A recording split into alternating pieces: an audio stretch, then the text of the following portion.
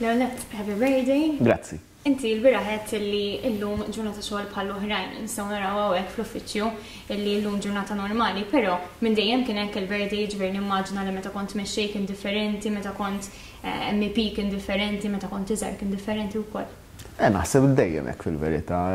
Nieħu pjaċir fil-ġurnata ma tkunx ġurnata li ddejjan, imma speċjalment meta tinserta matul il-ġimgħa nara li trid tkun ġurnata bħal oħrajn. Fil-verità kelli naqra żball x'kienet ġurnata xogħol bħas-soltu. Qed ninduna dis-sena speċjalment ġurnata xogħol iktar mis-soltu għax ħdejn jissu l-400-500 email li jkolli kuljum. Naħseb jekk qed nikkalkula sewwa irdoppjaw li minn dalgħodu nipprova nara l-emails tax-xogħol affarijiet oħra rrid iwieġeb il kulħadd imma l-awguri wkoll allura naħseb ħadd iżdied dik is-sija xogħol illum. Kien hemm xi birthday partikolari li tiftakar? Ironikament, waħda ġifieri għax kienu ġraw xi affarijiet. Niftakar li fil-birthday tiegħi kien hemm il-funeral tal-Arċisqof Gonzi.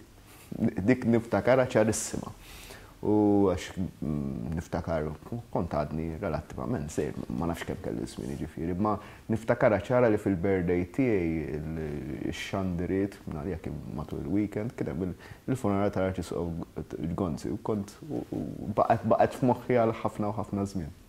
It-tewmin jidhru li għandhom karattri totalment differenti. Illum il-birthday jagħtuk rigal wieħed jew xorta żewġ rigali? S'issa għadhom ma tawniex, jiġifieri ma nafx li jħobbu jagħmlu jagħtu cards differenti u jħarsu lejha b'mod differenti, ċelebrazzjoni. Imma ma nafx ħajamlu llum, ġifieri m'għandix idea. Ħafna drabi jippuljaw flimkien. Kieku lejla għandek xi ħaġa organizzata jew qed jorganizzaw lek xi surprise party, imma jkun hemm logħba tal-Milan.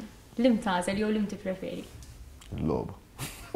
U ma titħajjarx tibdel it-tim fid-daw li forsi l-kom snin ma tirputazza.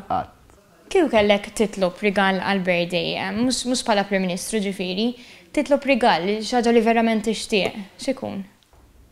Ifhem, jien insib naħseb min jipprova jixili rigali jsib naħseb diffikultà mhux żgħira għax onestament ma ħossni li joqosni xejn, jiġifieri meta jagħtuni xi ħaġa kif naqbad ngħid, laqas naf kieku x'nagħti lili nnifsijien.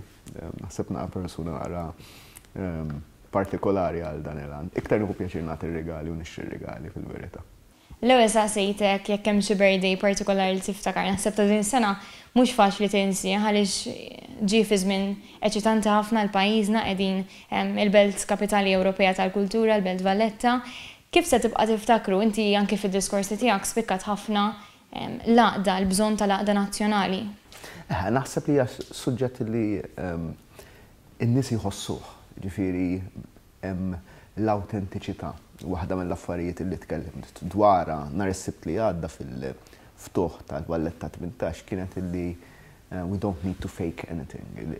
L-affarijiet li qegħdin niċċelebraw huma l-affarijiet li veru jagħmluna Maltin. U jagħmluna Maltin u jagħmluna Ewropej. Rajt xi kummenti kien hemm min qed jgħid isma' imma qed niċċelebraw il-Malta u qed niċċelebraw l-Ewropa, l-kapitali Ewropea. Imma l-istess ħaġa. Ġifieri dak li għamilna Maltin, dak li għamel lill-Finlandiżi Finlandiżi, dak li għamel Taljani Taljani, huwa dak mbagħad li fl-aħħar mill-aħħar jagħmilna Ewropej.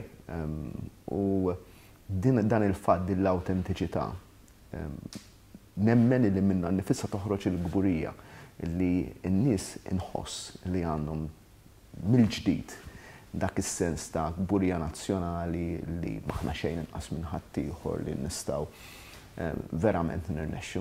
Hija xi ħaġa sabiħa mezz.